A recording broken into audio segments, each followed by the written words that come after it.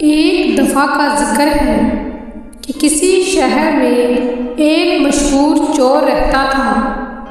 एक दिन उस चोर ने अपने बेटे को पास बुलाया और कहा, अगर तुम्हें मुझसे मोहब्बत है तो तुम चोर बनना ही पसंद करोगे। उस काम में तुम्हें बहुत फ़ायदा होगा। बेटे ने जवाब दिया, अब्बा जान, अगर मैं आपकी नसीहत पर अमल करूँगा तो कोई मेरी इज्जत नहीं करेगा और मैं लोगों की नज़रों में गिर जाऊँगा। मेरा दिल कहता है कि मैं मेहनत करके अपने लिए रोज़ी रोटी कमाऊँ और इज्जत की ज़िंदगी बसर करूँ। चोर ये सुनकर बहुत खफा हुआ और बेटे से कहा, क्या तुमने नहीं सुना है कि अपने बाप का हुक्म ज़रूर मानना चाहिए? तू मेरे हुक्म से इनकार क्यों करता है? तुम्हें चोर बनना ही पड़ेगा, वरना मैं तुम्हें घर से निकाल दूंगा।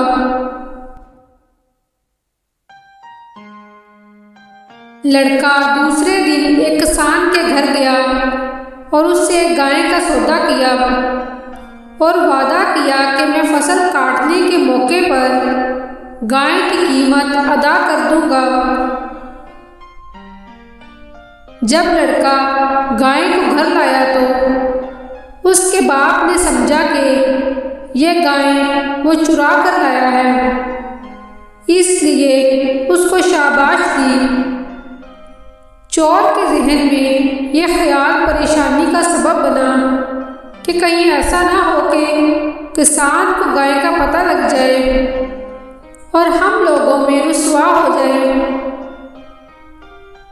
कुछ अरसा बाद गाय ने एक बछड़ा जना और वो खूब दूध देने लगी। दोनों बाप बेटे मज़े से उसका दूध पीने लगे। जितना दूध चोर पीता था उतना ही उसका लड़का भी पीता था, मगर चोर रोज बरोज निडाल होता गया, क्योंकि उसके जहन में बार बार यही ख्याल आता था कि कहीं गाय की चोरी का राज खुल ना जाए और वो रुसवा ना हो जाए। दूसरी तरफ उसका लड़का दूध पी पी कर मोटा ताज़ा हो रहा था। एक दिन बेटे ने बाप से पूछा, अब्बा जान, आप रोज़ बरोज़ इतने कमज़ोर क्यों होते जा रहे हैं, जबकि मैं तंदुरुस्त होता जा रहा हूँ। उस पर बाप ने अपने दिल का असली हाल बता दिया।